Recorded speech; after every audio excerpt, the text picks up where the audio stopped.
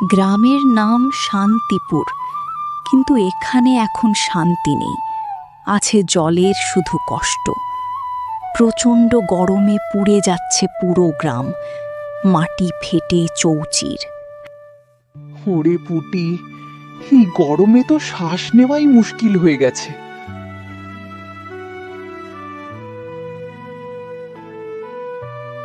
রোদে গলাটা শুকিয়ে যাচ্ছে।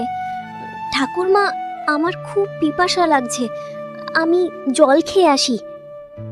তাহলে আমার জন্য 1 লোটা জল নিয়ে আসিস। এই গরমে জলের জন্য প্রাণটা আকুলি বিকুলি করছে।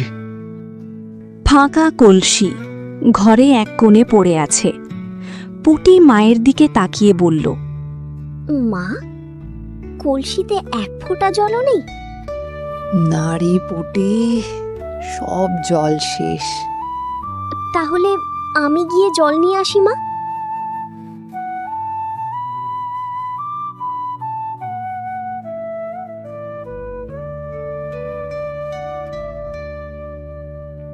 গ্রামের একমাত্র টিউবওয়েলের সামনে লম্বা লাইন। সবাই শুধু একটু জলের আশায় দাঁড়িয়ে আছে। সকাল থেকে লাইনে দাঁড়িয়ে আছি, এখনো জল পেলাম না। জল পাবে কি করে? জল তো আসছেই না। গ্রামবাসী কথা শুনে পুটি হতাশা হয়ে বাড়ির দিকে ফিরে আসলো।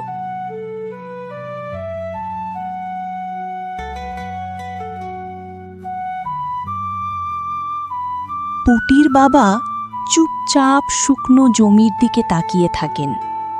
ফসল নেই, কাজ নেই, সংসারে খাবারও কমে গেছে। বাবা, আয় রে মা পুটি, সব ফসল শেষ। হে ঈশ্বর, এবার কি হবে? বাবা, জল না পেলে আমরা তো তৃষ্ণায় মরে যাব। জানি মা, সব জানি। জল আমাদের জীবন। ঈশ্বর, তুমি আমাদের কি পরীক্ষা নিচ্ছ? বাবা, আমরা এখন কি করব?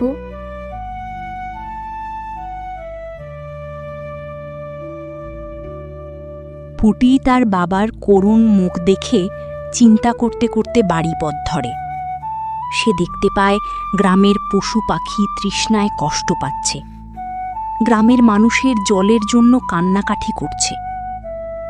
এই সব দেখে পুটি খুব কষ্ট হয়। ছোট্ট পুটি দূরে একটা মন্দির দেখতে পায়। মন্দিরে প্রার্থনা করে, হে ভগবান, একটু বৃষ্টি দাও, না হলে আমরা গরমে মরে যাব। ভগবান, তুমি আমাদের পথ দেখাও।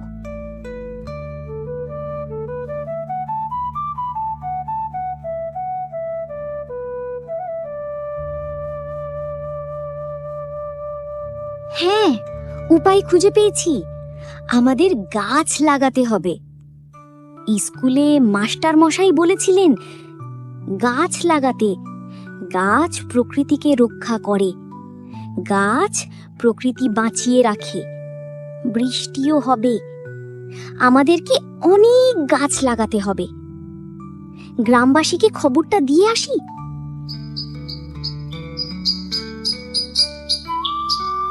শুরুতে কেউ বিশ্বাস করেনি, কিন্তু পুটির সাহস দেখে গ্রামের সবাই এক হয়ে গেল।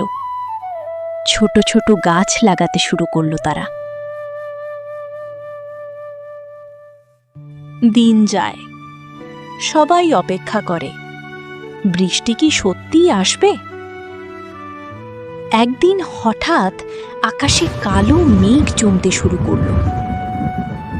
তারপর, ঠাকুমা, ঠাকুমা, দেখো দেখো, মেঘ। সত্যি তো বাছা, মেঘ হয়েছে, বৃষ্টি হবে।